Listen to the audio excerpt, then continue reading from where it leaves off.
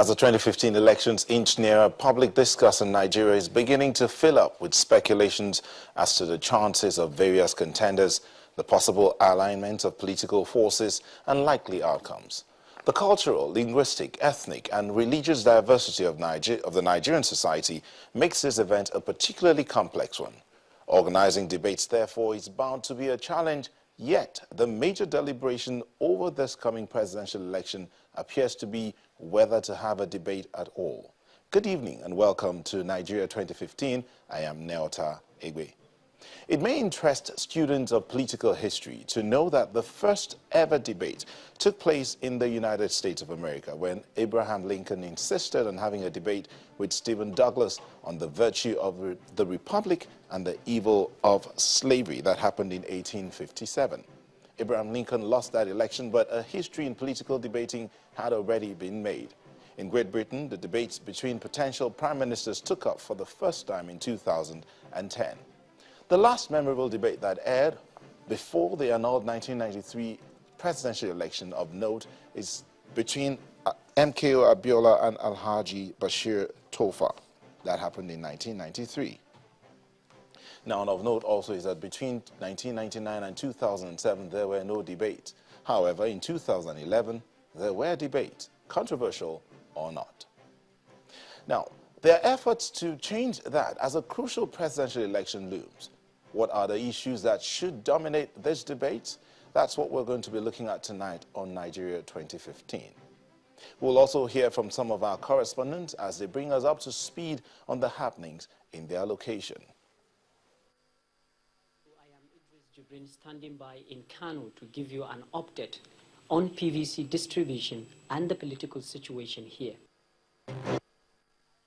That's our correspondent Idris from Kaduna. I understand that Yemi Kosokoin Jos is also standing by, and Ima Ere is standing by as well in Rivers State.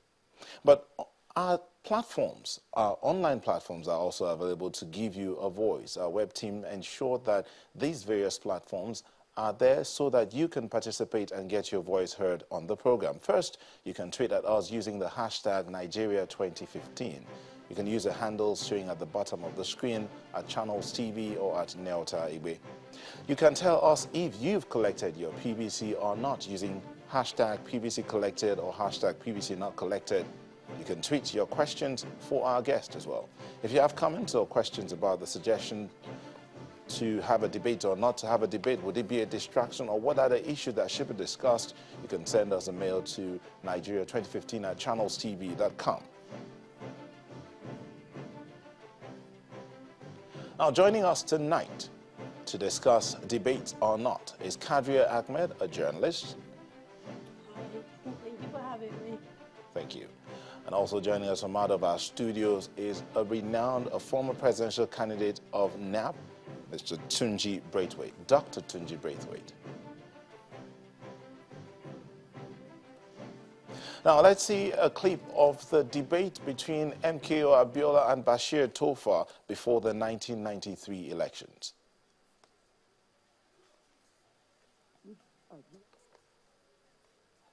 Our answer was, what is the marginal cost of producing 1 liter of petrol in the refinery? That is the first question I will ask them. They bring the books, they open it up to the Nigerians, because see, if they are selling the product below their cost of production, then somebody is really being taken off the garden path. There's no business now can stay in business when it's not covering its cost from its proceed of sales. Does not answer that question at all. Talking about the price in Lome, the price in Russia, Mongolia, is not even the issue to start with. What is the cost of production of 1 liter? The marginal cost. I will look at that. I won't look at that.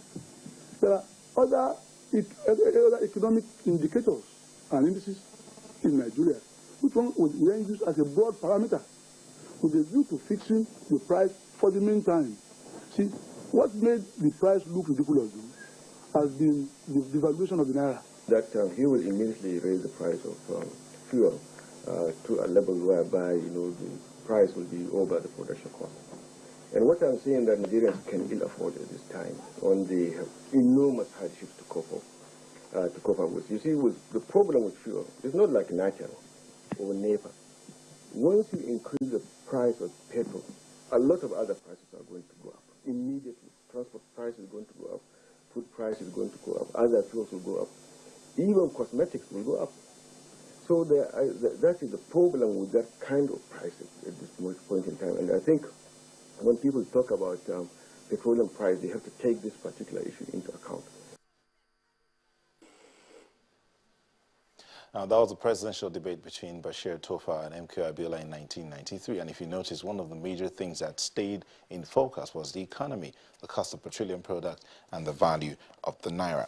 But let's come back to the studio here and see what we have here, the profile of some of the political parties that are going to be contesting in this presidential election. There are about 14 political parties that are contesting in the elections. Indeed, 14 political parties are contesting in this, are believed to be preparing to contest in this presidential elections. There are two leading parties. One of them is the People's Democratic Party, and its candidate is the incumbent president, Dr. Goodluck Jonathan of the People's Democratic Party. Of the All Progressives Congress is Muhammadu Buhari, General Muhammadu Buhari,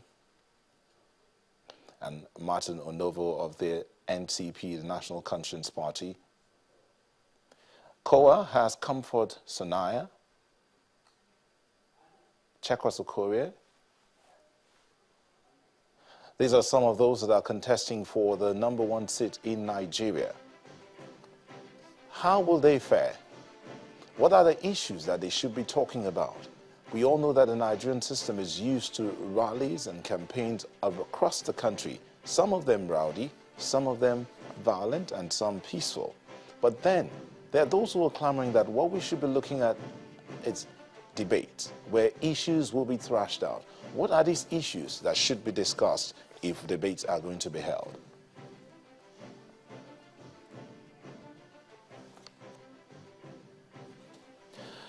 Last year, Nigeria rebased her economy. The economy is one of the things that many believe should be in focus. Nigeria rebased her economy last year, being largely reliant on oil. The economy was rebased last year towards the end of last year. But then Nigeria was known to be the 12th largest producer of crude oil, petroleum in the world, and the 8th largest exporter, and has the 10th largest proven reserves of crude. Beyond that, Nigeria also plays a large role in Nigeria. Oil plays a large role in the Nigerian economy, accounting for 40% of GDP and 80% of the federal government earnings. As we said earlier, Nigeria raised her economy last year, making the country the biggest economy on the continent, overtaking South Africa. That's talking about the economy. From the economy, other issues that should be looked at: security. The nation's worst security challenge since the last few decades is the Boko Haram insurgency, majorly in the northeastern part of the country.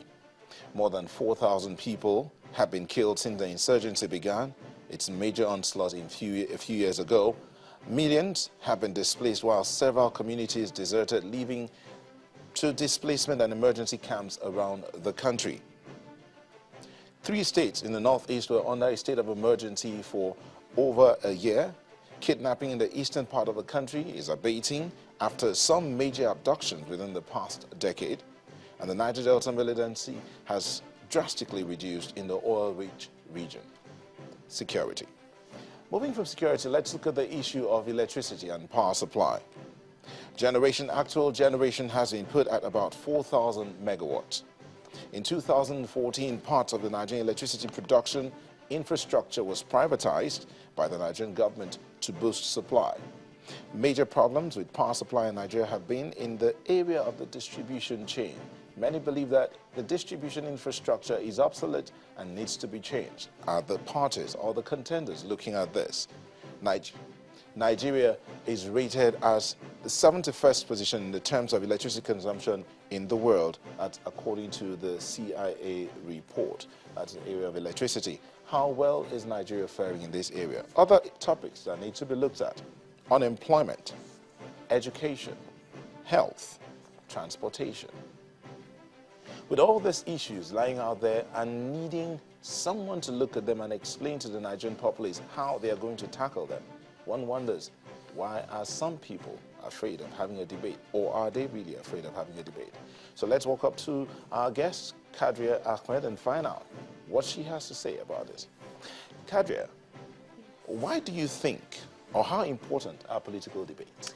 Debates are absolutely crucial in a democracy because what they do is they allow regular people, regular folks who don't normally have direct access to power to ask the people they've elected into office, or those who want them to be elected into office, to answer questions about the things that they will do if they get into government, or about their stewardship while they were in government.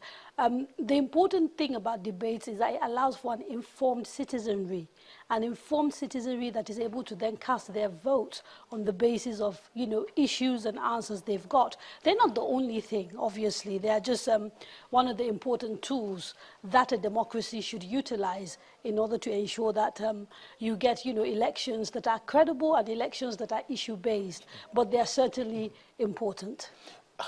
Is a Nigerian electoral system ready for a debate? I think we're getting, and I'm going to be really horrible and speak English that doesn't exist, readier, if you like. I'm going to create a word. I think things are changing. I've certainly seen a lot of town halls in this during these elections. There's still more going on, which is another way of sort of getting people who are interested in your party to come and talk to you, and for them to ask specific questions and for you to answer. Debates are, I think, a little bit more contentious because, unfortunately, the media in this country is not always seen as neutral. So there are suspicions most of the time on the part of the political parties that are involved as to whether the media that is responsible for putting together debates is going to be neutral, because that is critical if you are to have debates that are supposed to have the impact that they should have.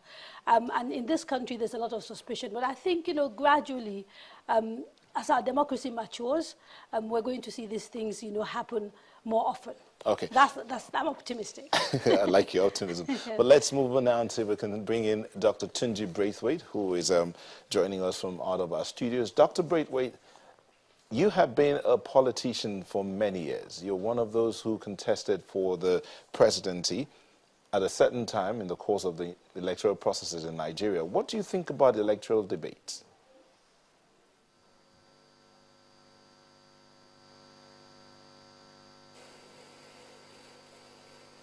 Dr. Braithwaite, I asked what you think about electoral debates.